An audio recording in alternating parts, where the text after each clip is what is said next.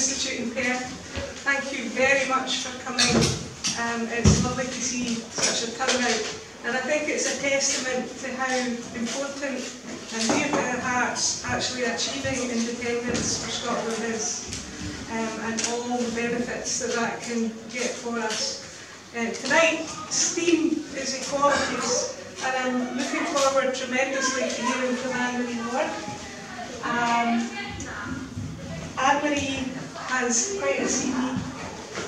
She's part of Faces and Voices of Recovery, a group known as FAVOR, and that's to promote the positive side of people who are on the road to recovery, and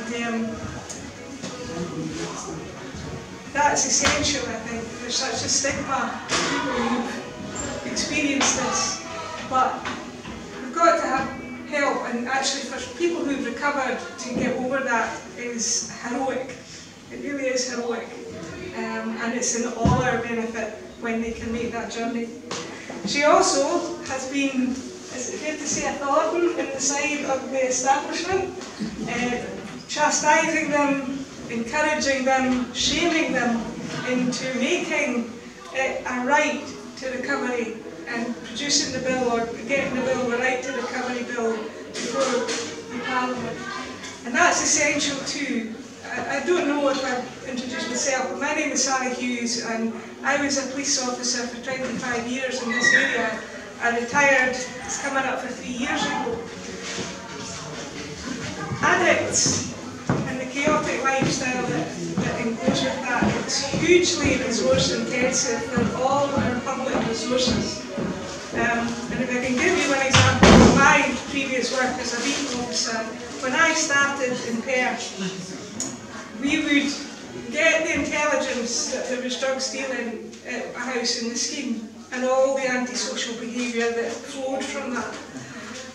If we had enough time, we would collate that intelligence and write a long-winded report to create a warrant to then go into that house and try and recover the drugs. Right, that warrant could be activated within 21 days of achieving it. But it took 2 or 3 days to tee up a meeting with a sheriff to get the warrant. So again, that's juggling that with all your other calls was quite labour intensive and not a quick thing that you can do. Once you had the resources, once you had the warrant in hand, you then had to look at the schedule of when there would be actually physically enough police officers to force the door safely, to restrain anybody and everybody in the house so that you could search them in a controlled manner, and then to search the house when those people weren't there, or well, one person would be there as a representative. There's not a labour light way of doing that. You needed at least 6 to 10 police officers to do that, and that's before you even talk about arresting someone. And I remember in Old Muirton, prior to it being knocked down and rebuilt, going into a house there, a very well-known family, and we did all that, and we'd recover basically a bit of personal drugs that they were using.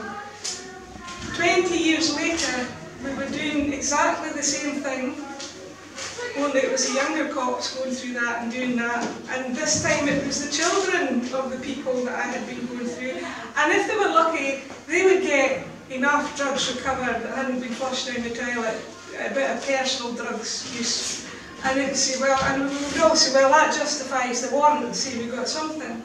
It disrupted them momentarily in that lifestyle, but it achieved nothing in the great scheme of things. So I'm really looking forward to hearing alternative things that happen in other countries that deal with this in a much more sensible, perhaps even holistic way. Another example I can give you from personal experience is lads injecting heroin down the town. We went and caught the lad, and he had 10-pound wrap of heroin on him. So that's two cops. We took him to the police station to search him properly. So he's booked in at the charge bar, and that's an hour's procedure if there's not a queue, and then another hour to get the search done, and then another hour to release him. Now that was half your shift. for 2 cops, and you think, well, that's your job, and it was not complaining about that, but that was a quarter of the shift that day on the early shift for Perth City, right? So it's hugely resource intensive for a lad who was a heroin addict and who took a tenner bag 2-3 times a day, every day, right? And had no chance really of coming off drugs, right? And I grew up as a teenager in the Thatcher years. I was a school teacher, a school child during the Thatcher years when there was no jobs.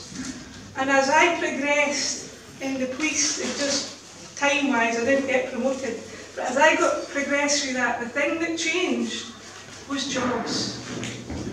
When we got our own parliament in '99, within 2 or 3 years in this area, house prices had doubled and jobs had started to percolate through. When Alex Salmon got into power in 2011, jobs, jobs, jobs, and I'll evidence that with this. Metal thefts were going through the roof as the world economy was booming, but at the same time we'd had the austerity hit us big time from Westminster. Right? But I was tasked with going around engineering firms and giving them crime prevention advice about the metal thefts. And I said, how's business going? Because I always used to ask that of businesses. Actually, they said, we're doing all right. And the reason we're doing all right is the South Queensferry Bridge being built. That was such a huge infrastructure build that it kept all the businesses, even as far away as Perth, going, and they didn't suffer business loss, business closure, unemployment. I wish I could say the same now, but with Brexit hitting and starting to squeeze, and we've only just started to feel it squeeze, I really fear that we're going to go into a time that makes the Thatcher years look like a teddy bear picnic. So we need to work as a team. We need to achieve independence as a matter of urgency. We need to explore alternative ways of doing things when the traditional method hasn't really worked. The war on drugs, I think we need to face facts that that's the wrong terminology and it's not working. And it's such a huge waste of resources. So that's the first thing. And the second is Eva.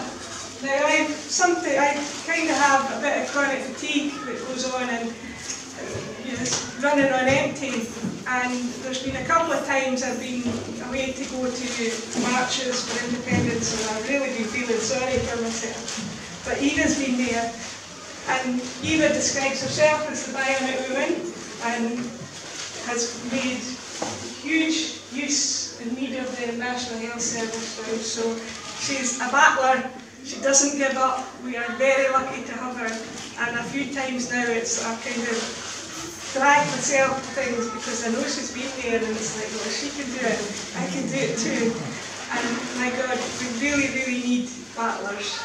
We're just at that stage now. We've got to get independence over the line. No more messing, no more, let's frighten the horses. That's what I say.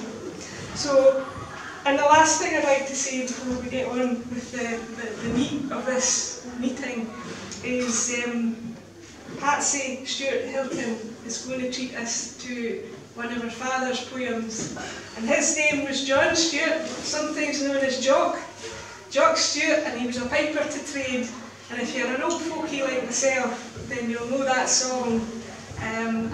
He was a top-notch piper, and I'm quite sure his poem is of the same calibre. So, and to keep us all in order is David Greenlees. He's the chair tonight, and we'll be handing over to David after Patsy's given us this poem. So Patsy, would you like to come up?